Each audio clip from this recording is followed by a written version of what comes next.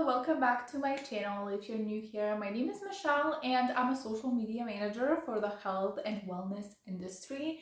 And today we are talking about content pillars. What are they? How do you find yours? How do you incorporate them in your social media strategy? And how they can help you stay consistent with your brand on social media. Let's dive into all of it. So, first of all, what are content pillars? Content pillars are this umbrella content ideas where a bunch of little content ideas go under, and you want to have around 3 to 5 content pillars in your brand. Basically, 3 to 5 big topics that you want to talk about on social media for your brand. They will help you stay consistent on social media, and they will also help you build your brand and stay consistent on your branding and your messaging on social media.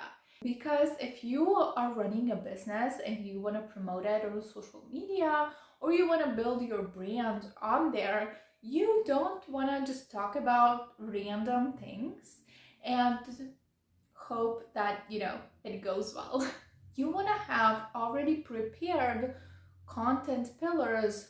So you want to establish your content pillars before you start creating content for your social media, and they can help you guide your journey on the social media and help you come up with content ideas that are going to help you stay on brand and also help you build your business on social media. So a lot of my clients come to me and they don't know what to post, or they also feel limited by their content pillars, right? They're not meant to put you in a box, and they're not meant to limit you on social media and make you any less authentic and any less expressive in your brand.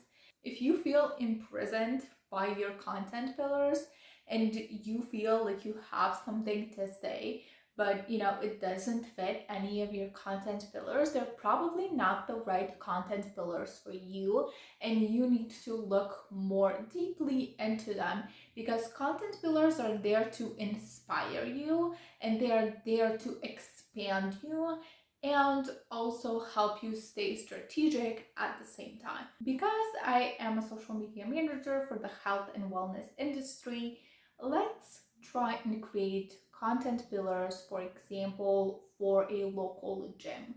Like I said, you want to aim to have 3 to 5 content pillars, and the content pillars should be big and general topics where you can basically come up and create endless social media content ideas under each social media content pillar. For example, one of the content pillars for a local gym can be fitness, obviously, right? So under the content pillar fitness, it can be anything from fitness motivation, workout videos, tips, programs, anything really that is connected to fitness. A second content pillar for a local gym can also be nutrition. They can share tips on supplements, on what to eat, basically help their members get the most out of the workouts that they're getting in their gym.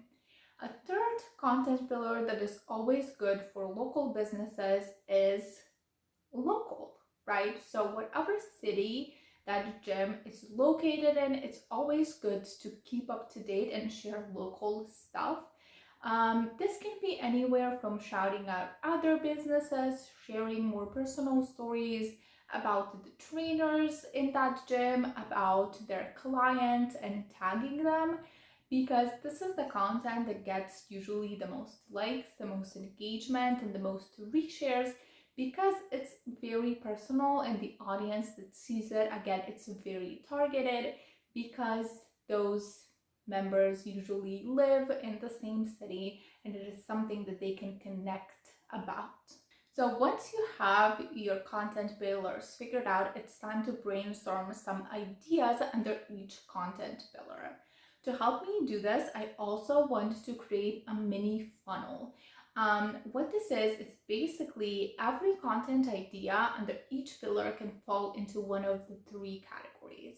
and it is either for awareness, it is for engagement, or it is for sales. Every content idea under each pillar is either meant to generate more awareness, and that is basically the top of the funnel content that basically gets more eyes onto your profile and onto your business.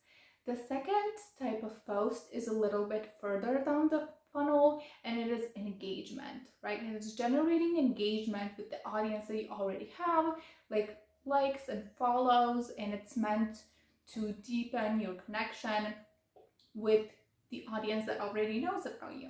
And the third one is sales. So sales posts are meant to incentivize the people that are already aware of your brand, that already trust you, and that have engaged with you to make the next step, which is gonna lead to a potential sale or a potential new client.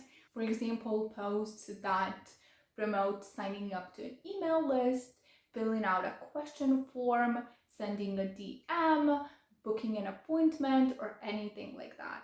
I hope this video about content pillars has helped you figure out what they are and how you can use them for yourself, for your brand and your social media strategy, or for your potential clients if you're a social media manager. Content pillars are one of the factors that go into developing a full social media strategy.